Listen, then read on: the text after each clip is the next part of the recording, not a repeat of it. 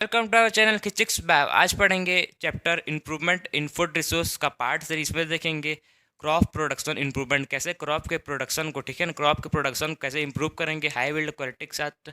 उसको कैसे न्यूट्रिएंट्स, मतलब कौन कौन से न्यूट्रिएंट्स देंगे जो उसका क्रॉप का अच्छा से ग्रो हो और प्रोडक्शन उसका इंक्रीज हो। तो इसमें मेन देखेंगे कौन कौन सा न्यूट्रिएंट्स देंगे, न्यूट्रिएंट्स, मेन्योर देखेंगे, फर्टिलाइजर देखेंगे, इरीगेशन, क्रॉप का पैटर्न, कैसे क्रॉप को ग्रो करेंगे, किस किस टाइप को क्रॉप में इंटरमिक्सिंग पैटर्न, क्रॉसिंग पैटर्न, सबको देखेंगे वन बाय वन। सब स्टार्ट करते हैं हम क्रॉप प्रोडक्शन इंप्रूवमेंट में से। तो मेनली क्रॉप को कौन कौन सा मतलब न्यूट्रिएंट्स चाहिए देखें। सबसे पहले देखेंगे न्यूट्रिएंट्स मैनेजमेंट, कौन कौन सा न्यूट्रिएंट्स प्लांट का ज़रूरत है क्रॉप को जो ग्रो कर पाए। मेनली थ्री मतलब क्रॉप को न्यूट्रिएंट्स मिलता है। पहला है एयर से मिलेगा, सेकेंड है वाटर से मिलता है, और थर्ड है सॉइल। एयर, वाटर, सॉइल, ये तीनों से न्यूट्रिएंट्स मिलता है किसको, क्रॉप को, जो अच्छे से ग्रो हो पाए हाई विल्ड क्वालिटी के साथ। अब देखते हैं न्यूट्रिएंट्स मैनेजमेंट। सोर्सेस देखते हैं सबसे पहले कौन कौन सोर्स है। एयर है, वाटर है और सॉइल है। एयर में कौन कौन सा आता है, कार्बन और ऑक्सीजन। एयर में कौन कौन सा न्यूट्रिएंट्स है, कार्बन आता है और ऑक्सीजन। ये कहाँ से मिलता है, ये मिलता है एयर से। वाटर, वाटर से कौन सा आता है, हाइड्रोजन। वाटर में मिल जाता है हाइड्रोजन, एयर में मिल जाता है कार्बन और ऑक्सीजन। हो गया एयर और वाटर का, देख ले। अब देखते हैं सॉइल। सॉइल में कौन कौन सा न्यूट्रिएंट्स मिलता है। मेनली सॉइल में दो पार्ट में डिवाइड किया गया है। एक है मैक्रो न्यूट्रिएंट्स, MACRO, ठीक है, मैक्रो न्यूट्रिएंट्स। एक है माइक्रो, यह है मैक्रो और यह माइक्रो। दोनों वर्ड से कन्फ्यूज मत होना। मैक्रो मतलब होता है लार्ज अमाउंट ऑफ न्यूट्रिएंट्स, इस मतलब मैक्रो मतलब लार्ज, बड़ा, ज़्यादा, ठीक। और माइक्रो मतलब स्मॉल, छोटा। तो उसको मैक्रो मतलब लार्ज अमाउंट ऑफ न्यूट्रिएंट्स चाहिए, और माइक्रो मतलब स्मॉल ऑफ न्यूट्रिएंट्स, किसको, क्रॉप को, प्लांट को ग्रो होने के लिए। अब सबसे पहले देखते हैं मैक्रो न्यूट्रिएंट्स कौन कौन सा है। Nitrogen, phosphorus, potassium, calcium, magnesium, sulphur. ये जो nitrogen, phosphorus, sulphur, calcium, magnesium है, उसको प्लांट मतलब क्रॉप को ग्रो होने के लिए इसको लार्ज अमाउंट ऑफ चाहिए, ज़्यादा चाहिए, इसलिए इसको बोलते हैं मैक्रो न्यूट्रिएंट्स। अब माइक्रो न्यूट्रिएंट्स में देखते हैं। माइक्रो न्यूट्रिएंट्स में कौन कौन सा न्यूट्रिएंट्स चाहिए। Iron, manganese, boron, zinc, copper, molybdenum and chlorine. ये सब न्यूट्रिएंट्स किस में चाहिए, इसमें स्मॉल अमाउंट ऑफ चाहिए, इसको माइक्रो और वो मैक्रो, ठीक। मैक्रो मतलब लार्ज और माइक्रो मतलब स्मॉल अमाउंट। अब हो गया। तो ये मेनली मतलब एयर, वाटर और सॉइल, ये तीनों से हम लोग को क्या मिलेगा, न्यूट्रिएंट्स मिलता है। इस सबको ये सब इंपॉर्टेंट है। ये सब न्यूट्रिएंट्स प्रॉपर, सब न्यूट्रिएंट्स प्लांट को मिलेगा, क्रॉप को, कोई क्रॉप को मिलेगा तो प्रॉपर ग्रो होगा, हाई विल्ड क्वालिटी के साथ इंप्रूव होगा। अब देखते हैं मैन्योर एंड फर्टिलाइजर्स। मैन्योर होता है ऑर्गेनिक सब्सटेंस, फर्टिलाइजर होता है इनऑर्गेनिक सब्सटेंस, ठीक। मैन्योर होता है ऑर्गेनिक सब्सटेंस, जो नेचुरल सब्सटेंस है उसको बोलते हैं मैन्योर, ठीक है ना, जैसे नेचुरल हम लोग बनाते हैं उसको। और फर्टिलाइजर मतलब जो इंडस्ट्री में, फैक्ट्री में बनता है बड़ा बड़ा, उसको बोलते हैं फर्टिलाइजर, केमिकल सब्सटेंस। अब manure, it is a source of organic matter. वो क्या है, ऑर्गेनिक मैटर है। मैन्योर ऑर्गेनिक मैटर है और फर्टिलाइजर इनऑर्गेनिक मैटर है। ऑर्गेनिक क्यों है, देखते, क्योंकि इसको हम लोग नेचुरली बना सकते हैं। और कैसे बनाएंगे सब बताऊंगा आपको। It supplies small amount of nutrients to soil. ये small amount of nutrient supply करता है किसको, सॉइल को। लेकिन इसके पास स्मॉल अमाउंट ऑफ मतलब ये स्मॉल अमाउंट सप्लाई करता है किसको, सॉइल को, लेकिन पूरा क्वालिटी से आपसे होता है, क्वालिटी उसका हेड रहता है, ठीक। जो फर्टिलाइजर है वो large amount of nutrient supply करेगा किसको, सॉइल को, लेकिन उसका क्वालिटी नहीं है, ठीक है ना। क्वालिटी नहीं है, बायो फर्टिलाइजर नहीं है, वो केमिकल फर्टिलाइजर है। It is prepared by decomposition of animal excreta and plant waste. Manure कैसे प्रिपेयर होता है, एनिमल एक्सक्रीटा से और प्लांट वेस्ट से, ये दोनों से मिलकर क्या बनता है, मैन्योर बनता है, ऑर्गेनिक ढंग से, ऑर्गेनिक हिसाब से, ठीक। अब देखते हैं वेरियस फॉर्म्स ऑफ मैन्योर्स। कैसे मैन्योर्स के वेरियस फॉर्म्स होते हैं। सबसे पहले कंपोस्ट एंड वर्मी कंपोस्ट। ये कंपोस्ट क्या है सबसे पहले समझिए। कोई एक गड्ढा है, मान लिया कोई हम लोग, ठीक है ना, कोई एक गड्ढा क्या है मतलब किसके अंडरग्राउंड है, ज़मीन के नीचे। सबसे पहले उसमें डालते हैं animal excreta, plant excreta, plant waste, animal waste, सब कुछ उसमें डालते हैं। फिर ऊपर में क्या करते हैं, लिप्स करते हैं, पत्ता को कर देते हैं। फिर से animal waste, plant excreta, plant waste, animal waste सब कुछ फिर से डालते हैं इसमें, फिर से यूज़ कर देते हैं, पत्ता कर देते हैं फिर से सेम वही animal waste, plant waste, human animal excreta सबको इसमें डालते हैं। फिर ये क्या होता है, फिर ये डिकम्पोज होगा तो न्यूट्रिएंट्स बनाता है, न्यूट्रिएंट्स बना के सॉइल को देता है, तो इसको बोलते हैं, इस प्रोसेस को बोलते हैं कंपोस्टिंग। क्या बोलते हैं? कंपोस्टिंग। अब ये वर्मी कंपोस्ट क्या है? वर्मी कंपोस्ट मतलब इसमें अर्थवाम इसको डाल देंगे तो उसको बोलते हैं वर्मी कंपोस्ट। सेकेंड है ग्रीन मैन्योर। दो एग्जाम्पल है प्लांट का, सन हम्प और गौर। ये सन हम्प और ग्वार क्या है, देखिए जो मतलब एक मान लिया हम लोग कोई लैंड है, ठीक है, मतलब कोई फील्ड है जिसमें हम लोग कल्टिवेट किए हैं क्रॉप को कल्टिवेट किए हैं, तो उसमें अनवांटेड वीड्स आ जाता है, पता है आपको। तो इसी मतलब ये क्या करता है, जो सॉइल की फर्टिलिटी को कोई भी मतलब बार बार वही लैंड मतलब वही फील्ड में ग्रो करेंगे तो सॉइल की फर्टिलिटी डिक्रीज हो जाता है। तो सॉइल की मतलब तो न्यूट्रिएंट्स नीचे चल देता है, ग्राउंड में चल जो न्यूट्रिएंट्स सरफेस में अवेलेबल रहता है वो ग्राउंड के नीचे चलता है, ज़मीन के नीचे चल देता है।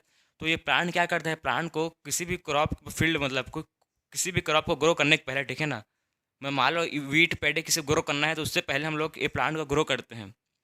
वो सन हम्प और ग्वार को ये क्या करता है, ये सब न्यूट्रिएंट्स को ऑब्जर्व करता है अपना, ठीक है, न्यूट्रिएंट्स को ऑब्जर्व करता है अंडरग्राउंड से, फिर उसको कहाँ ला के रख देता है, सरफेस में ला के कर देता है। तो ज़मीन के नीचे न्यूट्रिएंट्स है, ठीक, जो ज़मीन के नीचे न्यूट्रिएंट्स था उसको ये सरफेस में ला के कर देता है। तो फिर सरफेस में आता है, फिर इसको हम लोग इसको निकाल को उखाड़ के फेंक देते हैं, किसको, सन हम्प और ग्वार प्लांट को उखाड़ फेंक देंगे तो न्यूट्रिएंट्स कहाँ से जाएगा, सरफेस में रहेगा, तो सॉइल फिर से फर्टिलिटी रहेगा। तो क्रॉप क्या होगा, क्रॉप हाईली ग्रो होगा, हाई बिल्ड क्वालिटी का क्रॉप डेवलप मिलेगा, उसका प्रोडक्शन इंक्रीज होगा, ठीक। तो इसीलिए ग्रीन मैन्योर उसी को बोलते हैं कि दोनों प्लांट यूज़ करते हैं ग्रीन मैन्योर के लिए। अब देखते हैं फर्टिलाइजर्स, कौन कौन सा फर्टिलाइजर है। मैं बताया आपको फर्टिलाइजर क्या है, जो फैक्ट्री में बनता है और इनऑर्गेनिक होता है, ऑर्गेनिक नहीं इनऑर्गेनिक होता है। They have large amount of nutrients like nitrogen, phosphorus, potassium. They are made of chemical substance. ये लार्ज, इसके पास लार्ज अमाउंट ऑफ क्या होता है, नाइट्रोजन होता है, फॉस्फोरस होता है, पोटेशियम होता है। They are made of chemical substance. ये किससे बनता है, केमिकल सब्सटेंस से बनता है ये।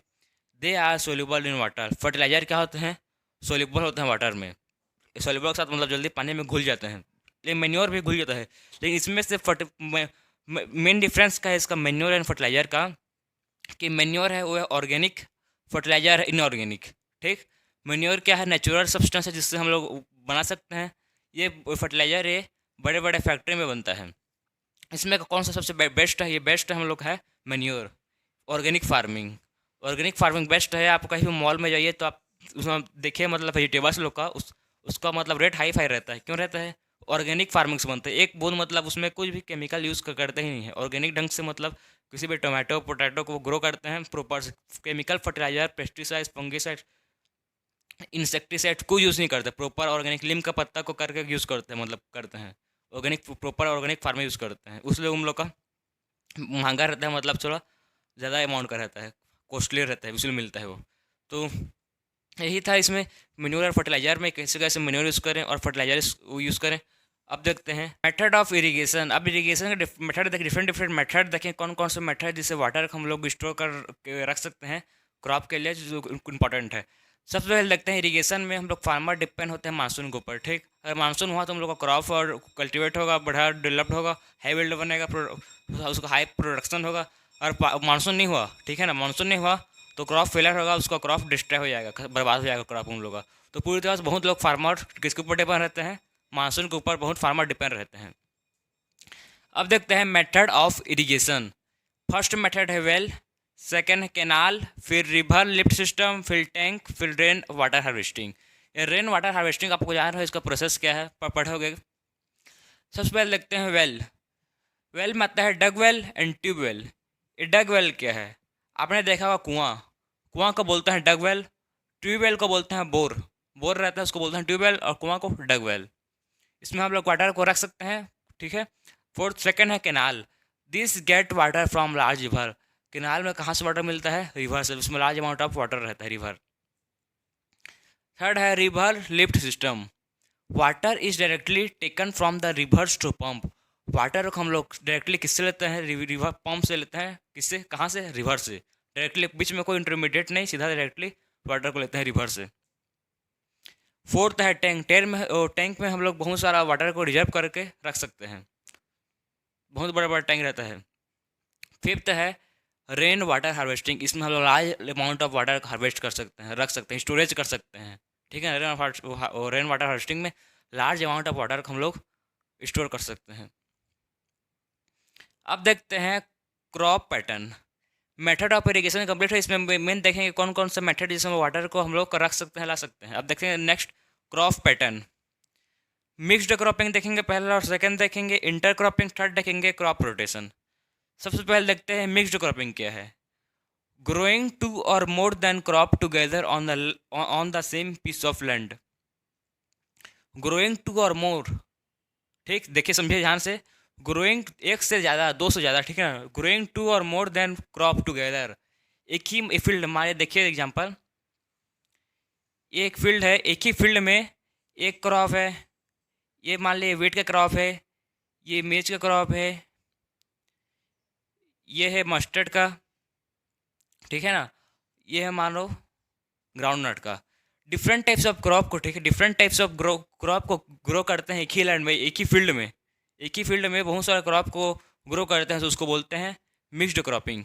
अगर मान लीजिए डिफरेंट डिफरेंट क्रॉप इधर है, अगर ये इसमें कोई एक तो खराब, मतलब एक तो कोई सा क्रॉप ग्रो नहीं हुआ, ये वीट का क्रॉप नहीं हुआ, मतलब बर्बाद हो गया, ठीक है ना, अच्छा ग्रो नहीं पाया।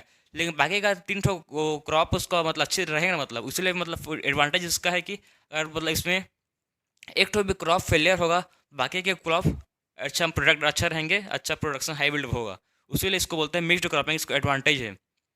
इसमें एग्जांपल कैसे रहेगा? वीट ग्राम मस्टर्ड, जैसे इसको ग्रो कर सकते हैं, gram plus wheat, mustard plus wheat, ऐसे करके ग्रो कर सकते हैं। वीट प्लस ग्राम, मस्टर्ड प्लस वीट, ऐसे करके इसको ग्रो कर सकते हैं। नेक्स्ट देखते हैं इंटर क्रॉपिंग। इंटर क्रॉपिंग में क्या होता है? टू और मोर क्रॉप, ठीक, to or more crop can growth on the same field in different pattern. इसमें भी सेम है कि दो से ज़्यादा क्रॉप को एक ही फील्ड में ग्रो कर सकते हैं, लेकिन इस मतलब इसमें क्या है डिफरेंट है, इसको हम लोग डिफरेंट पैटर्न कर सकते हैं। फॉर देखिए इधर कोई से ये फील्ड है, इसमें ऐसी रो हिसाब से देखिए, हाँ ये रो है, ये डिफरेंट क्रॉप है, ये डिफरेंट क्रॉप है, ये वेट का क्रॉप है, ये मेज का क्रॉप है, ये ग्राम का है, ये मस्टर्ड का है। ये डिफरेंट डिफरेंट क्रॉप को एक पैटर्न में मतलब ग्रो करते हैं, ठीक।